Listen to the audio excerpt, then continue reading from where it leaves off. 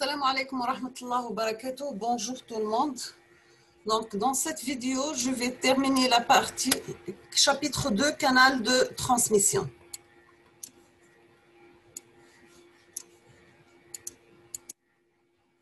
Donc, on va commencer par définition d'un canal de transmission. Deuxièmement, on va voir la capacité du canal. Troisièmement, des exemples de calcul de capacité. Donc, le canal discret, pour définir un canal de transmission, il est nécessaire de décrire l'ensemble des entrées et des sorties possibles du canal, ainsi que le bruit qui perturbera la transmission. Nous avons le canal discret, c'est le modèle le plus simple de canal de transmission, et l'ensemble des entrées comme celui des sorties seront des ensembles finis X et Y. Et le bruit sera modélisé par la donnée d'une loi de probabilité conditionnelle de Y sachant X. Un canal discret sans mémoire est défini par la donnée d'un alphabet d'entrée grand X qui varie de X1 jusqu'à X de grand M, un alphabet de sortie qui varie Y qui varie de 1 jusqu'à YN. Une loi de transition P de Y sachant X, c'est-à-dire une matrice stochastique phi égale à P de Y1 X1 jusqu'à PYN X1 jusqu'à PYN Xn. Donc, phi, appelé matrice stochastique du canal, nous parlerons d'un canal X, Y et phi. Donc, maintenant, nous avons M égale à N égale à 2 pour symbole binaire en général. C'est M supérieur à N, c'est la création de niveaux intermédiaires. C'est M inférieur à N, c'est la fusion de deux niveaux. Niveau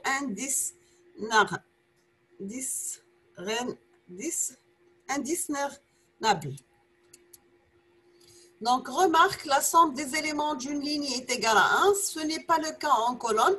Donc, la somme des probabilités de Y et sachant X est égale à 1, quel que soit I varie de 1 jusqu'à M. La probabilité P de YG, c'est la somme de probabilité de PYG sachant X fois P de X, d'où le vecteur P de Y égale à P de X fois P de Y sachant X.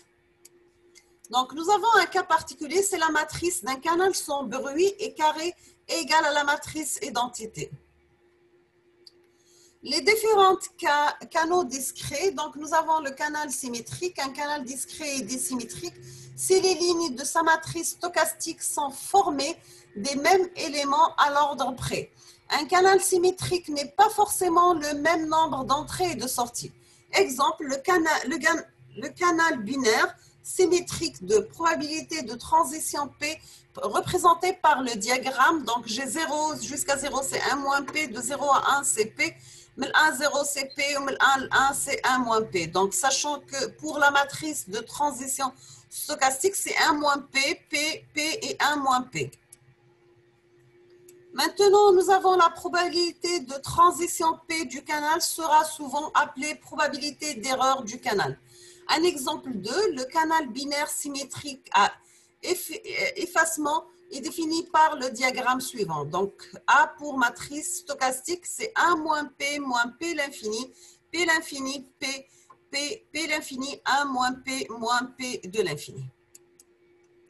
Le canal sans perte, donc soit X varie de X1 jusqu'à Xn, Y varie de Y1 jusqu'à Ym.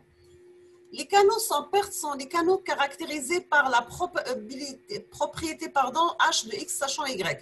Cette propriété signifie que si nous connaissons la sortie, il ne reste plus aucune incertitude quant à la valeur en entrée. Autrement dit, l'entrée est totalement déterminée par la sortie si on peut partitionner la sortie Y en Y1, Y2 jusqu'à Yn, de telle sorte que pour toute I, la somme des probabilités de Y sachant X est égale à 1. Canal déterministe, nous avons les canaux déterministes sont des canaux dont la matrice stochastique phi est déterministe. C'est-à-dire dans chaque ligne, il existe un unique élément égal à 1, tandis que tous les autres éléments de matrice sont nuls. Un calcul élémentaire donne H de XY égale à H et par conséquent, H de Y sachant X égale HXY moins H de X égale à 0. Et I de XY égale à H de Y moins H de Y sachant X égale à H de Y. Donc, maintenant, on va voir le canal sans bruit. Un canal sans bruit, c'est un canal qui est à la fois sans perte, c'est-à-dire h de xy égale à 0, c'est-à-dire l'entrée est déterminée par la sortie et déterministe. Donc, nous avons h de y sachant x égale à 0, c'est-à-dire la sortie est déterminée par l'entrée. Par conséquent, e de xy égale à h de x égale à h de y.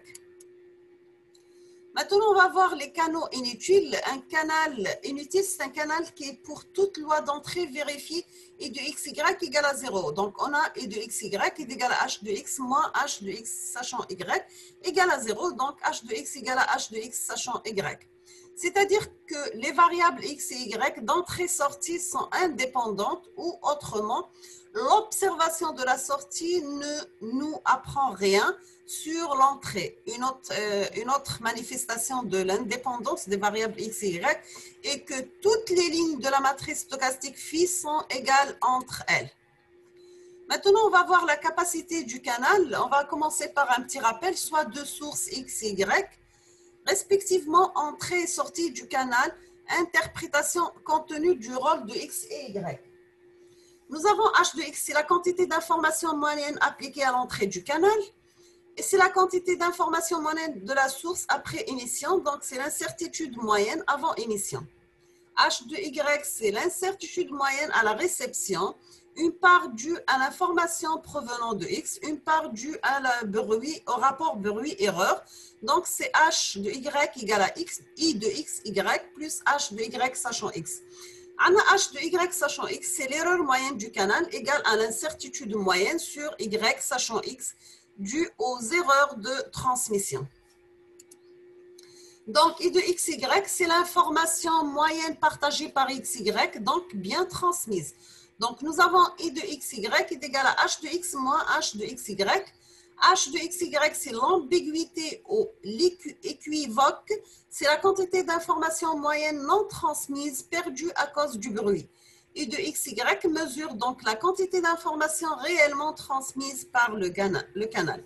Donc, définition, on définit la capacité du canal par symbole comme le maximum de l'information mutuelle et de xy, le maximum étant pris sur toutes les sources stationnaires sans mémoire d'alphabet grand N possible à l'entrée du canal. Ainsi, pour un canal discret sans mémoire, donner le calcul de la capacité se fera en cherchant le maximum de I de xy vis-à-vis de tous les jeux possibles de probabilité P de xi. Bien sûr, de symboles d'entrée successivement indépendants. La capacité est donc obtenue à partir de l'information mutuelle en cherchant la distribution des symboles d'entrée qui permet de la maximiser. Donc, la capacité du canal par symbole, c'est égal le max de I, x, y, bien sûr, par la probabilité de I de x. Donc, la capacité du canal par symbole, c'était égal à C fois D de x, bien sûr. Avec D de x, c'est le début du symbole. Maintenant, on va voir la signification de la définition. Il est possible de transmettre de l'information avec un taux d'erreur petit à tout taux de transmission R inférieur à C. Dès que le taux de transmission R dépasse la capacité, la transmission n'est plus fiable. La capacité du canal est intrinsèque au canal, contrairement aux entropées ou bien l'information mutuelle qui dépend de la source. C, c'est la plus grande quantité d'informations dont le canal peut assurer son transfert. Donc, ceci signifie que chaque canal se comporte comme un tuyau à travers lequel on peut faire passer un débit maximal de fluide. Maintenant, troisièmement, on va voir le calcul de la capacité de canaux particuliers. On va commencer par le canal sans bruit, c'est-à-dire le canal déterministe H de Y sachant X égale à 0 et sans perte H de X sachant Y égale à 0. Donc, si nous avons le grand N égale à M, c'est le nombre d'entrées et le nombre de sorties, et la probabilité P de Y sachant X égale à l'identité. Donc, le jeu de probabilité à l'entrée qui maximise I de XY et aussi celui qui maximise H de X, soit la probabilité P de XI égale à 1 sur grand N U de I. Donc, nous avons C, c'est le max de I XY, c'est le max de H de X égale à IB fois N. et B en fonction de grand N, pardon. Sans bruit, la transmission la plus efficace utilise l'équiprobabilité des symboles en entrée obtenue grâce au codage de la source. En présence de bruit, ce n'est généralement pas vrai. Le canal symétrique, donc nous avons h de yx égale à h constant, était indépendant des p de xi. Pour ce canal particulier, d'où la capacité est obtenue en maximisant h de y. Nous avons le jeu de probabilité p de xy qui rend la sortie y uniformément distribuée existe et correspond à des symboles à l'entrée également distribués. Donc GC, c'est le max de IXY, c'est le maximum de H de Y moins le maximum H de Y sachant X. Donc c'est le max de H de Y moins H constant égale un max de H de Y moins H constant. Donc le C est inférieur ou égal logarithme de grand M moins H constant. Nous avons l'entropie est maximisée quand la distribution de Y est uniforme. Pour un canal symétrique, nous avons Y est uniforme quand X est uniforme. Donc, là, nous sommes à la fin de la vidéo pour ce deuxième chapitre. D'accord? Donc, je vous remercie pour votre attention et à la prochaine vidéo, Inch'Allah. Merci.